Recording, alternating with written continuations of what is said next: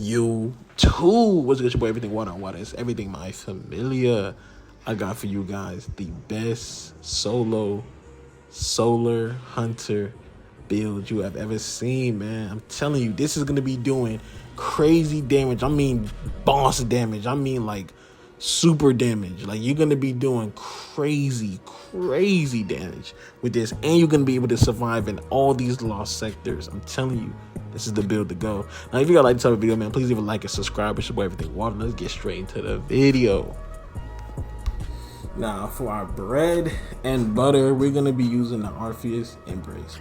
Now, the Orpheus Embrace is the most underrated exotic hunter exotic, man. I know I said it backwards, but I'm telling you guys, this is so underrated. Now, if you pair this with any stasis, if you have the Riptide that has chill clip, or you have the Arc Spectre that can freeze enemies, use this throwing knife. Now, basically, weighted throwing knife gain a second bounce, rapid precision hits with your weapon grants weighted knife a significant damage boost. Now, if you're using with the machine gun or anything, you want to get quick headshots on the champions, you're gonna quickly get your buff, and it's gonna crazily empower your weighted throwing knife. And that's not even a crazy thing.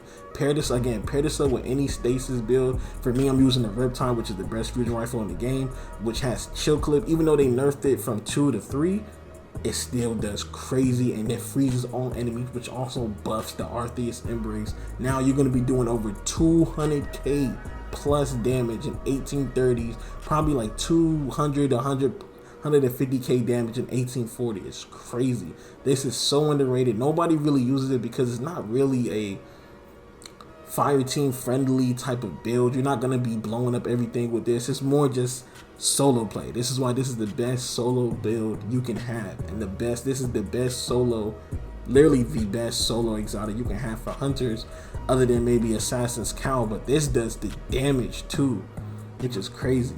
Now we're gonna get into our exotic weapons. Yeah, we got 2. Let's get it. All right, now for our first exotic weapon, yes, we're gonna be going through 2 exotic weapons depending on what the lost sector is. Now, for Overlord, it's hand cannons. Now we're gonna be using the Sunshot. Now, the Sunshot hand cannon's got a buff, and the Sunshot is so good. When I mean so good, it's by far probably the best PvE hand cannon in terms of just damage and then solar effects. Like, this makes the build so good. I prefer this over the TQ, which is going to be the next exotic weapon, but the Sunshine is so good. This is so good this season. Really good. It does crazy damage. Even in 1830s and 40s, you're going to be destroying red bars. Even yellow bars barely stand a chance, you know. And with the Orpheus Embrace, you're going to be using, this is going to make this build beautiful. Really beautiful. Now, for our other exotic weapon, we're going to be using the TQ. Now, the TQ is just going to be here for armor piercing. Now, if you're going to be switching between these two, because your Riptide is always going to be the main one, because that's going to go perfect with this build. Because stasis, when you freeze enemy stasis, you get a bonus damage. So with the Orpheus Embrace combined with that, you're going to be doing that. So this is just more for depending on what lost sector you're doing. If it's armor piercing, which we have armor piercings equipped with the bows, so this is going to be important. TQ has tracking arrows when you're using it from the hip, which tracks all enemies, and it does really good damage too. The TQ is a really underrated bow. It's one of my favorite bows actually, and all the exotic bows that we have in Destiny 2. But yeah, make sure you guys using this TQ. This is the perfect, you can switch between the Sunshine or the TQ.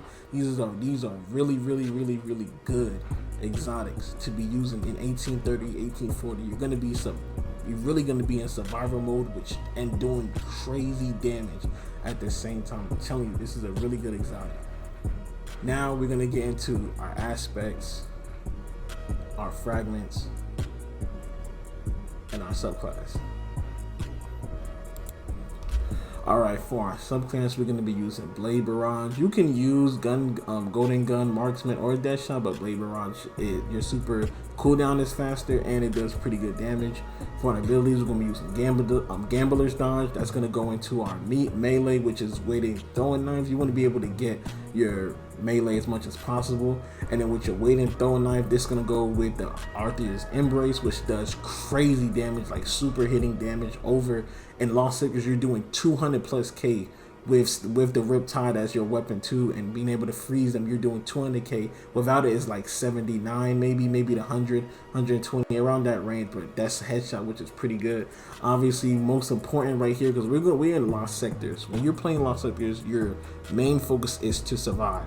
So we're gonna be using Healing Grenade, and this is gonna go into our fragments, which we're gonna go into a little bit later. For our aspects, we're gonna be using Knock 'em Down and On Your Mark. These are really good for precision final blow, grants you and thereby an increased weapon handling, which is pretty cool.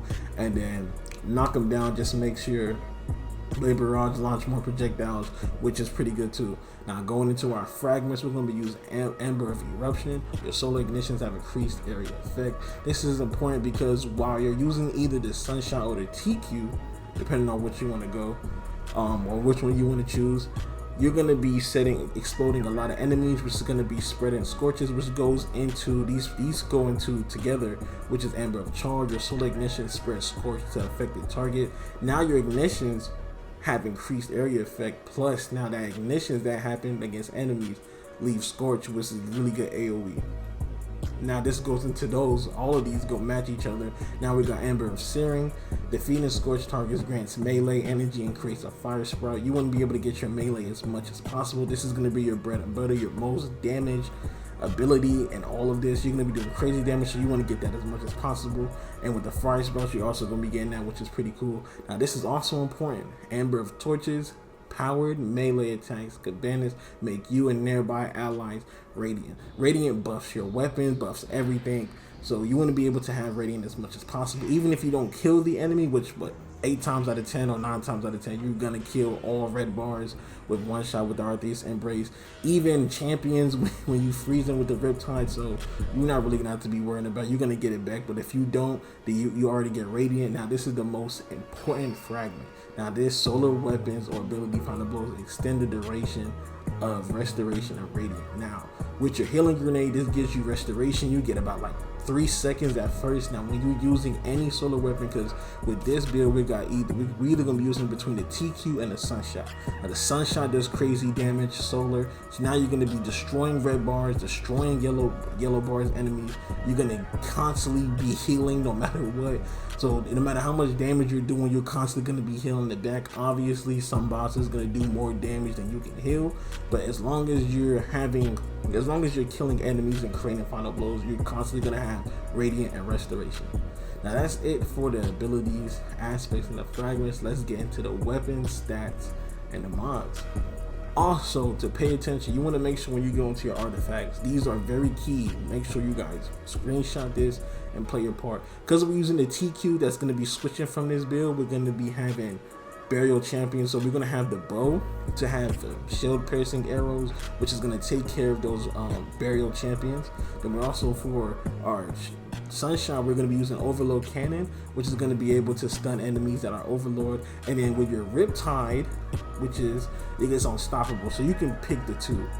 And if you don't want that, you can get your machine gun, Overload machine gun right here. That's going to make your machine gun Overload, which is cool. So yeah, make sure you get these, are really key. Make sure you have these, and you won't be able to use armor piercing rounds or any of these if you don't have these up. So make sure you guys have those. Now going into our weapons, this is key. Again, the Riptide is a must. The Riptide is going to be doing unstoppable damage. Freezing enemies is going to buff the Arthur's Embrace. And at the same time, when you're with Arthur's Embrace, if you're getting consistent headshots, which you could be using to get consistent headshots, you're going to be doing over 200k on any champion, which is damn near one shot. This is damn near a super if you do it right with the Riptide.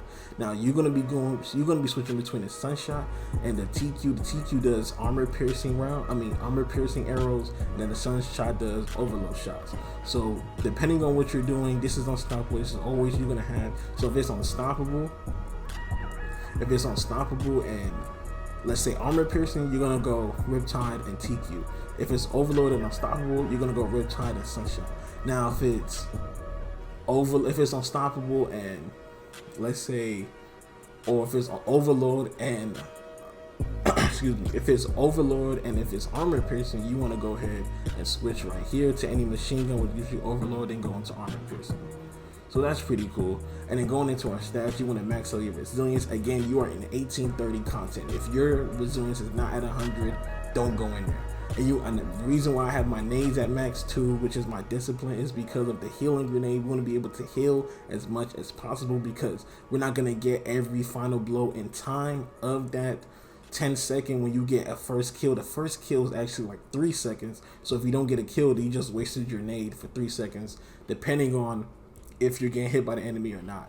So that's cool. Either way, the nade is gonna come back in 45 seconds, which is a good cooldown, and heal you up. But make sure your resilience is max and your discipline is max. Now for the mods, you guys can screenshot this. Make sure for your chest piece you are having emergency reinforcement. Basically, when you have armor charts and when you pick up an overpower, these right here is going to reduce the damage reduction when your shields are gone, so which is pretty cool. Make sure you have also a lot of healing in your legs. But yeah, that's really it for this build and the mods, man. If you like this whole video, man, please leave a like and subscribe. It's your boy Everything Water, and water is everything, my familia. And I'm out.